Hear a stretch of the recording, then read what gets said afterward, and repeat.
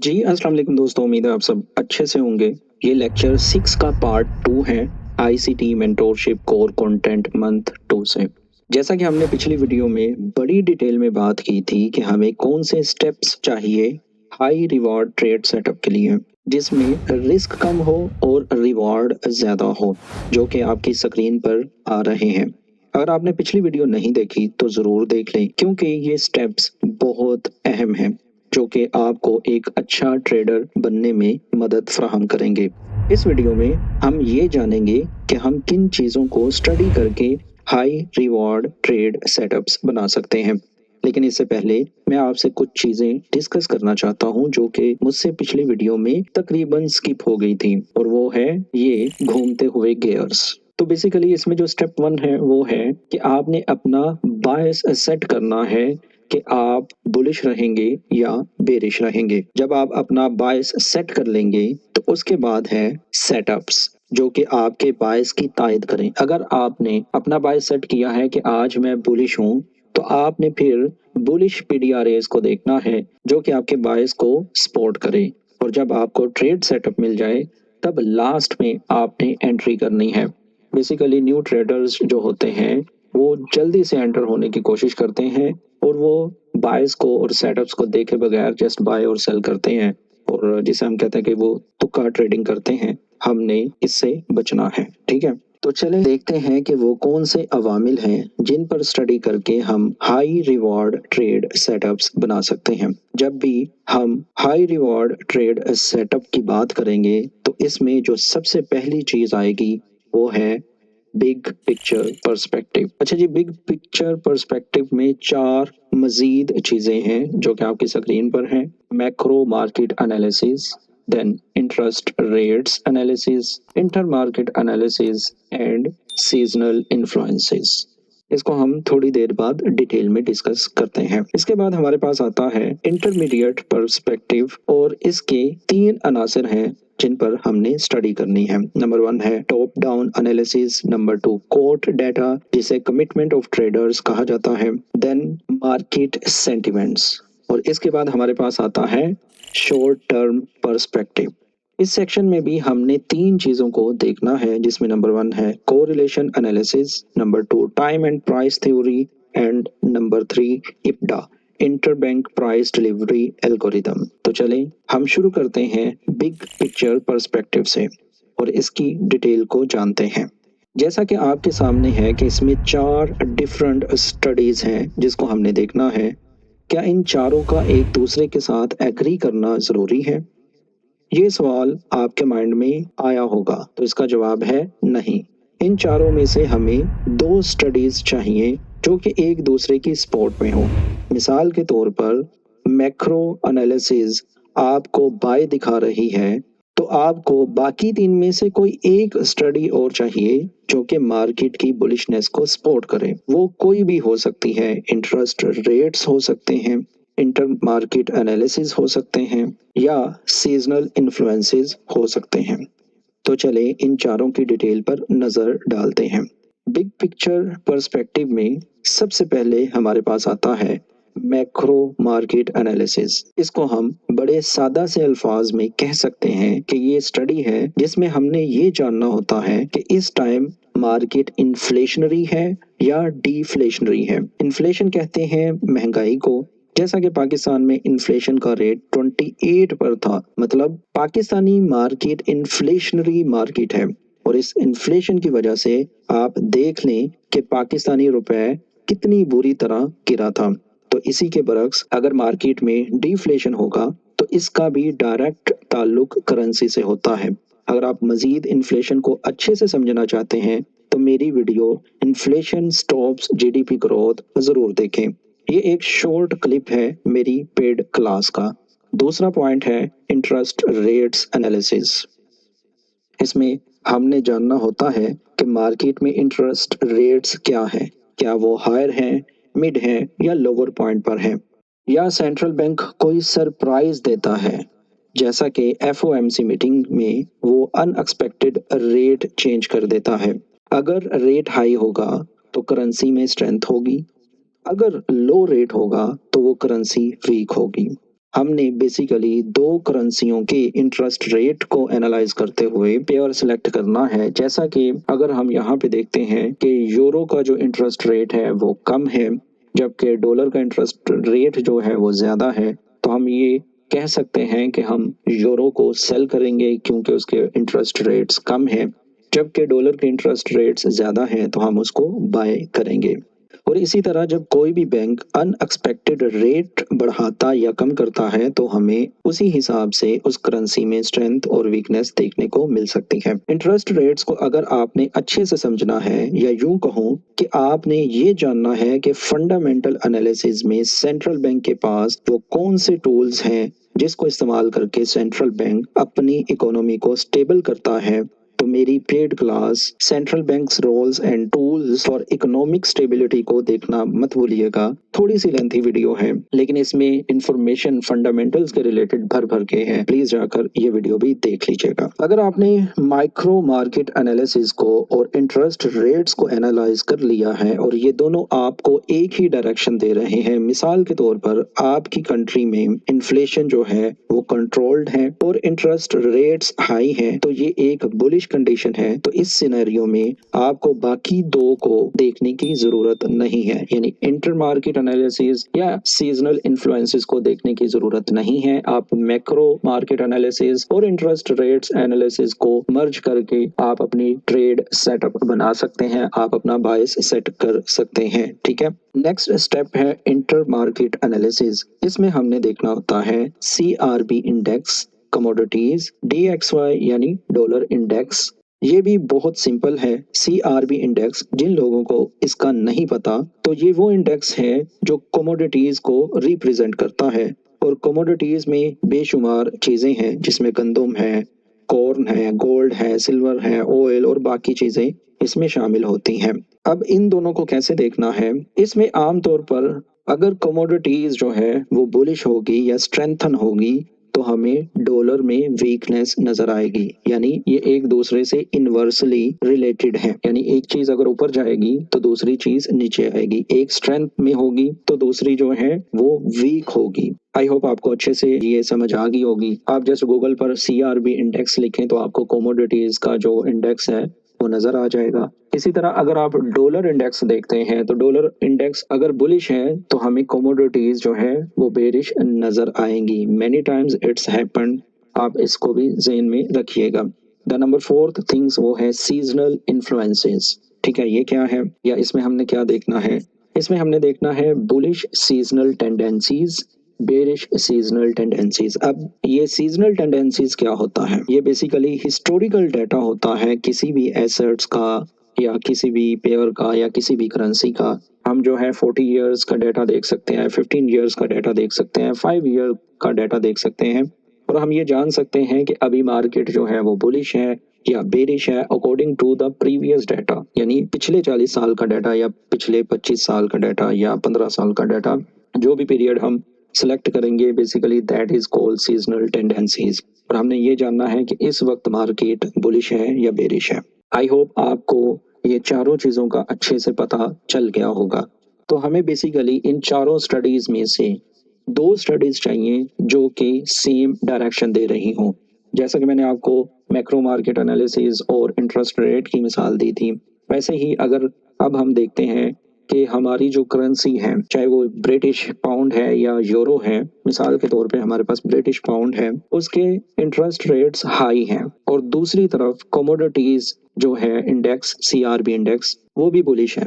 तो अब interest rates high हैं GBP के, और कमोडिटीज का जो इंडेक्स है CRB इंडेक्स है या कमोडिटीज जो है वो स्ट्रेंथ में है, तो अब हमारे पास ये दो चीजें एग्री कर जाती हैं फॉर डॉलर वीकनेस। तो इस सिनेरियो में हम डॉलर को वीक पाएंगे तो हम क्या करेंगे, हम ब्रिटिश पाउंड को बाय करेंगे, डॉलर को सेल करेंगे। आई होप आपको अच्छे से समझ आ गई होगी। अगर आपको समझ नहीं आई तो कमेंट करें, मैं इंशाल्लाह आपको जरूर रिप्लाई करूंगा। ठीक है, तो चले अब हम देखते हैं इंटरमीडिएट पर्सपेक्टिव। इस स्टडी में भी हमें दो चीजों का आपस में एग्रीमेंट करना जरूरी है, यानी दोनों एक ही डायरेक्शन की इंडिकेशन दें, बाय की या सेल की।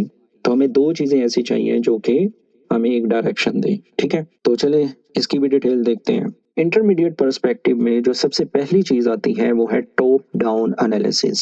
तो इसमें हमने देखना है monthly charts analysis, weekly chart analysis and daily charts analysis. हमने मंथली चार्ट में देखना है की रेफरेंस पॉइंट, जैसा कि हमारे पीडीआरएस हैं, प्रीवियस हाई है, प्रीवियस लो है, लिक्विडिटी कहाँ पे रेस्ट कर रही है, कौन सा नियरेस्ट पॉइंट है जहां पर मार्केट जा सकती है। तो हमने मंथली चार्ट में ये चीजें देखनी है। उसके बाद हमारे पास आता है वीकली चार्ट। तो वीकली चार्ट याद रखें, ये वो टाइम फ्रेम है जो कि large funds, institutes, smart money use करते हैं अपने एनालिसिस के लिए, और वो वीकली चार्ट के अकॉर्डिंग ही अपनी ट्रेड सेटअप बनाते हैं। और मैं आपको ये बता दूं कि इसके बाद वो इम्प्लीमेंटेशन या एग्जीक्यूशन करते हैं डेली चार्ट पर। वो वीकली चार्ट पर एनालिसिस करते हैं और डेली चार्ट पर जाकर अपनी ट्रेड एंट्री बनाते हैं। याद रखिएगा ये तीनों टाइम फ्रेम बहुत जरूरी है। ठीक है, अगर आप खाली टॉप डाउन एनालिसिस की बात करें, तीन में से दो टाइम फ्रेम जो हैं वो अलाइन करने चाहिए आपके लिए, यानी एग्री करना चाहिए उनको बाय या सेल के लिए। तो ये भी ज़हन में रखिएगा। ठीक है, देन हमारे पास आता है कोर्ट डेटा यानी कमिटमेंट ऑफ ट्रेडर्स। ठीक है, इसमें हमने क्या देखना है, इसमें हमने देखना है bullish hedging by smart money, bearish hedging by smart money और एक्सट्रीम लेवल्स हिस्टोरिकली। हो सकता है कि बहुत से लोग कोर्ट रिपोर्ट से वाकिफ ना हो, लेकिन आप परेशान मत हो क्योंकि हम इसको बड़ी डिटेल में देखेंगे आने वाले लेक्चर्स में। तो फिलहाल के लिए ये समझ लें कि कोर्ट रिपोर्ट वो रिपोर्ट है जिसमें तमाम ट्रेडर्स का डाटा होता है, जैसा कि कमर्शियल्स, नॉन कमर्शियल्स और हम जैसे नॉन रिपोर्टेबल्स, जिन्हें रिटेलर्स भी कहा जाता है। कमर्शियल्स में वो ट्रेडर्स आते हैं जो कि मल्टीनेशनल कंपनीज होती हैं, जैसा कि कोक, नेस्ले वगैरह। इसी तरह नॉन कमर्शियल्स में वो लार्ज फंड्स या इंस्टीट्यूट्स होते हैं जिनका काम होता है इस मार्केट के ट्रेंड के साथ रहना, और वो इस मार्केट में सिर्फ मुनाफे के लिए ही काम करते हैं, यानी प्रॉफिट के लिए ही काम करते हैं, इसीलिए वो ट्रेंड के साथ ही चलते हैं। यानी ये समझ लें कि नॉन कमर्शियल जो है वो स्मार्ट मनी है, जिसके हर एक्शन पर हमको नजर रखनी है और इसी के साथ हमको चलना है। अगर वो बाय पोजीशंस में है तो हम बाय करेंगे, और अगर वो बेरिश है तो हम भी बेरिश सेटअप्स को ही ढूंढेंगे। इसी तरह जो नॉन रिपोर्टेबल्स ट्रेडर्स हैं वो बेसिकली हैं रिटेलर्स, जिनको हमने टोटली इग्नोर करना है। अच्छा, अगर आपको फिर भी समझ नहीं आई तो प्लीज परेशान ना हो, क्योंकि इसको भी हम आगे आने वाले लेक्चर्स में जरूर क्लियर करेंगे। अभी के लिए ये मवाद आपको जस्ट एक बुनियाद फराहम करने के लिए बताया जा रहा है, ताकि आप इसे अपनी नोटबुक में लिख सकें और जान सकें कि ये वो चीज़ें हैं जो हमें एक फाउंडेशन या फ्रेमवर्क फ्राहम करेंगी for high reward trade setups. इस रिपोर्ट में हमने एक्सट्रीम लेवल्स को भी देखना है, जैसा कि पिछले साल का डाटा, 12 महीने का डाटा में कहाँ पर हाई है, कहाँ पर लो है। तो ये वो लेवल्स हैं जिसको हमने इग्नोर नहीं करना। ठीक है, और फिर आता है मार्केट सेंटिमेंट्स। इसमें क्या है, इसमें है extreme market bullishness, extreme market bearishness. इसमें हमने देखना है कि मार्केट इस वक्त क्या बुलिश है या बेरिश है। मार्केट सेंटिमेंट्स को आप मुख्तलिफ वेबसाइट से जाकर देख सकते हैं, जैसा कि myfxbook.com या दीगर वेबसाइट्स जो कि मार्केट सेंटिमेंट्स का डाटा शो करती हैं। हमें इंटरमीडिएट पर्सपेक्टिव में तीन चीज़ों में से दो का एग्रीमेंट करना ज़रूरी है। मिसाल के तौर पर टॉप डाउन एनालिसिस हमें बाय दिखा रहा है, और जब हम कोर्ट रिपोर्ट में डाटा देखते हैं तो हमें जो स्मार्ट मनी का डाटा है वो भी बुलिश इंडिकेशन दे रहा है। तब हम मार्केट सेंटिमेंट्स को इग्नोर कर सकते हैं और हम उस पर्टिकुलर पेयर को बाय कर सकते हैं, बिकॉज हमें टॉप डाउन एनालिसिस ने भी बता दिया है और कोर्ट रिपोर्ट ने भी बता दिया है। इसके वाइस वर्सा अगर आप कोर्ट डाटा देखते हैं और आपको जो है बुलिश इंडिकेशन मिलती है और मार्केट सेंटीमेंट्स जो हैं वो भी आपको बुलिश इंडिकेशन देते हैं, तब आप टॉप डाउन एनालिसिस को इग्नोर कर सकते हैं। यहाँ पर क्वेश्चन ये आता है कि अगर आप चार्ट एनालाइज नहीं करेंगे, या मैंने सबसे पहले ये क्यों कहा कि वीकली चार्ट जो है वो तो लार्ज फंड्स यानी स्मार्ट मनी यूज करती है, अपना टाइम फ्रेम है डेली का बहुत इंपॉर्टेंट है, तो हम इसमें कैसे इग्नोर कर सकते हैं। बड़ा सिंपल सा आंसर है इस बात का बिकॉज हमें जो क्वांटिटेटिव डाटा है जैसे कोर्ट रिपोर्ट में हम देख सकते हैं वो भी बुलिश दिखा रहा है, मार्केट सेंटिमेंट्स भी बुलिश हैं। तो अब हम 15 मिनट्स पर, 5 मिनट्स पर, 1 मिनट्स पर या 1 आवर पर, जिस भी टाइम फ्रेम को आप यूज करते हैं अपने ट्रेड के लिए, तो इन दोनों डाटे को देखते हुए आप उस टाइम फ्रेम को यूज करें फॉर एंट्री। तो ये आप कर सकते हैं, दिस इज पॉसिबल। ये नहीं है कि आपने इनको भी लाजमी करना है। If you find an agreement between these two studies then you can ignore top down analysis। I hope आपको अच्छे से समझ आ गई होगी इंटरमीडिएट पर्सपेक्टिव की भी, ठीक है। अब हमारा आता है शॉर्ट टर्म पर्सपेक्टिव। आप ये देख सकते हैं 1 2 3, इसमें हमें तीन चीजें चाहिए। ये वाली कोरिलेशन एनालिसिस चाहिए, टाइम एंड प्राइस थ्योरी चाहिए, इब्डा चाहिए, ये तीनों अलाइन होनी चाहिए। तब हमारा जो बायस है वो क्लियर होगा according to short term perspective, ठीक है। तो चलें इसकी डिटेल देखते हैं। शॉर्ट टर्म पर्सपेक्टिव में जो सबसे पहली चीज आती है वो है को रिलेशंस एनालिसिस, ठीक है। इसमें DXY SMT एनालिसिस है, यानी डॉलर इंडेक्स का स्मार्ट मनी टेक्निक्स एनालिसिस के तहत हम देखेंगे। इसमें वो पेयर्स आते हैं जो कि डॉलर के साथ इनवर्सली रिलेटेड है। अगर डॉलर हाई जाएगा तो वो पेयर जो है वो लो जाएंगे, अगर डॉलर लो जाएगा यानी वो बेरिश होगा तो हमें दूसरे जो इसके इनवर्सली रिलेटेड पेयर हैं वो नजर आएंगे हाई। लेकिन इसमें SMT क्या है, स्मार्ट मनी टेक्निक्स क्या है? स्मार्ट मनी टेक्निक्स बेसिकली क्या है मैं आपको बताता हूँ। अगर तो डॉलर हायर हाई बना रहा है, जो इसके बरक्स पेयर्स हैं जैसा कि GBP USD, वो वहां पर लोअर लो नहीं लगाएगा बल्कि वो वहां पर हायर लो लगाएगा, जैसा कि आप डायग्राम के थ्रू देख सकते हैं, आपके सामने आ रहा है, ठीक है। This is called SMT analysis. Then हमारे पास आते हैं को रिलेटेड पेयर्स SMT एनालिसिस। इसमें कौन से पेयर हैं? इसमें है यूरो USD और GBP USD। ये दोनों पेयर को रिलेटेड हैं, यानी अगर एक ऊपर जा रहा है तो दूसरा भी ऊपर जाएगा। बट यहाँ पे अगेन ट्विस्ट ये है कि जब GBP USD हायर हाई बना रहा होगा तो जो यूरो USD है वो वहां पर हायर हाई नहीं बनाएगा, फेल हो जाएगा और वो वहां पर बनाएगा लोअर हाई। वो भी आपकी स्क्रीन पर आ रहा है, आपको अच्छे से समझ आ गई होगी। देन हमारे पास है टाइम एंड प्राइस थ्योरी। इसमें जो सबसे पहली चीज आ रही है वो है क्वार्टरली इफेक्ट्स। क्वार्टरली इफेक्ट्स यानी हमने प्रीवियस 3 मंथ्स का डाटा देखना है और हमने ये देखना है कि पिछले 3 महीने में क्या हुआ। अगर तो मार्केट बेरिश थी तो अब हमारे जेहन में क्या होना चाहिए कि अगर मार्केट प्रीवियस 3 मंथ्स में जो बेरिश आ रही थी, अब या तो मार्केट कंसोलिडेट करेगी या मार्केट रिट्रेस करेगी या मार्केट रिवर्स हो सकती है अगले 3 महीने जो आने वाले हैं। तो बेसिकली इसको भी हम डिटेल में देखेंगे। फिर है जी मंथली इफेक्ट्स। इसमें हमने ये देखना है कि मंथली चार्ट्स हमें क्या दिखा रहा है, हमारे की रेफरेंस पॉइंट कहाँ पर है, जैसे कि हमने पहले डिस्कस किया। आई होप आपको समझ आ गई होगी। मंथली इफेक्ट्स के बाद आता है वीकली रेंजेस। ये बहुत ही इंपॉर्टेंट चीज है। इसमें हम बेसिकली पूरे वीक की रेंज को डिस्कस करेंगे कि हम क्या एक्सपेक्ट कर रहे हैं, मार्केट में कौन सी प्रोफाइल बनेगी, मार्केट में एक्सपेंशन बनेगी, मार्केट में जो है रेंज रिवर्सल होगा, मार्केट में थर्सडे रिवर्सल बनेगी। तो दीज 6 प्रोफाइल्स जो कि सर माइकल ने डिस्कस की हुई हैं, इंशाल्लाह वीकली रेंज भी हम देखेंगे, इसको भी हम डिटेल में डिस्कस करेंगे। वीकली रेंज के बाद आता है डेली रेंजेस। डेली रेंजेस में क्या है कि हमने पावर ऑफ 3 का इस्तेमाल करते हुए ओपन हाई लो क्लोज या ओपन लो हाई क्लोज वगैरह देखना है, यानी हमने डेली की कैंडल को प्रेडिक्ट करना है कि वो बुलिश बनेगी बेरिश बनेगी, ठीक है। पावर ऑफ 3 अगर आप लोगों को नहीं पता तो आप मेरी वीडियो देख लें, सेशंस वाली ICT पावर ऑफ 3 बड़ी डिटेल में बात की गई है, तो आप अच्छे से वो भी देख लेंगे कि हम ओपन के बाद क्या एक्सपेक्ट करेंगे कि हाई लग चुका है या लो लग चुका है या अब मार्केट क्लोजिंग की तरफ जा रही है। And last time of day, यानी हम सेशंस की बात करेंगे। हम देखेंगे कि लंदन में या तो मार्केट ज्यादातर हाई लगाएगी या लंदन में ही हमें लो मिल जाएगा और उसके बाद हम हाई एंड क्लोजिंग को देखेंगे। तो time of the day is sessions, ICT power of 3 देख लें, ये दोनों चीजें जो है काफी हद तक क्लियर हो जाएंगी। हमारे पास लास्ट आता है इब्डा इंटरबैंक प्राइस डिलीवरी एल्गोरिदम। इसमें इंस्टीट्यूशनल ऑर्डर फ्लो है। ये इंस्टीट्यूशनल ऑर्डर फ्लो क्या है, ये मैंने जो है प्रीवियस मंथ सीरीज में बड़ी अच्छी तरह डिस्कस किया हुआ है। लिक्विडिटी सीकिंग की भी, यानी लिक्विडिटी कहाँ रेस्ट कर रही है, और मार्केट एफिशिएंसी पैराडाइम क्या होता है। तो दोस्तों बेसिकली ये जो चीज़ें हैं, ये 3 चीज़ें ये हमने ऑलरेडी पढ़ ली है मंथ 1 में।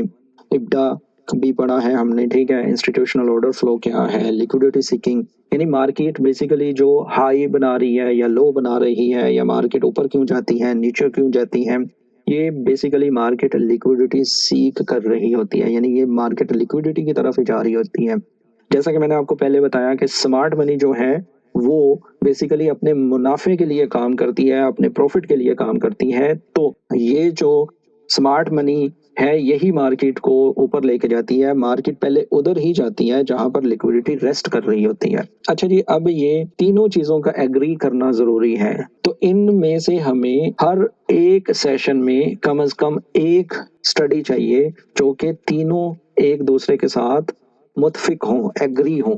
मिसाल के तौर पे DXY डॉलर जो है ये स्टडी हमें बता रही है मैं बुलिश हूँ, देन क्वार्टरली इफेक्ट हमें बता देता है कि भाई इसके अकॉर्डिंग भी मैं बुलिश हूँ। देन हमारे पास ये लिक्विडिटी रेस्ट कर रही होती है कहीं डाउन, तो वो स्वीप हो जाती है। तो अब ये तीनों चीजें हमारी एग्री कर गई हैं फॉर बाय। तो दोस्तों इस तरह जो है हम ये तमाम चीजें इनको अलाइन करेंगे। अलाइन करने के बाद हम अपना जो है ट्रेडिंग सेटअप बनाएंगे। आई नो न्यू ट्रेडर्स के लिए ये बहुत ज़्यादा है, ठीक है, लेकिन आप परेशान नहीं हो। फिलहाल के लिए आप ये चीज़ें नोट करें। जब आप चीज़ें नोट करेंगे आपके माइंड में कॉन्सेप्ट आएंगे, आपको एक बेस मिलेगी, और उसी बेस पर हम जो है आने वाले दिनों में अपनी फाउंडेशन करेंगे, ठीक है। तो आई होप आपको ये लेक्चर जो है यूजफुल लगा होगा। तो प्लीज़ वीडियो को लाइक करें, कमेंट करें। अगर आपने चैनल को सब्सक्राइब नहीं किया हुआ तो चैनल को सब्सक्राइब करें। मिलते हैं नेक्स्ट वीडियो में। अल्लाह हाफिज़।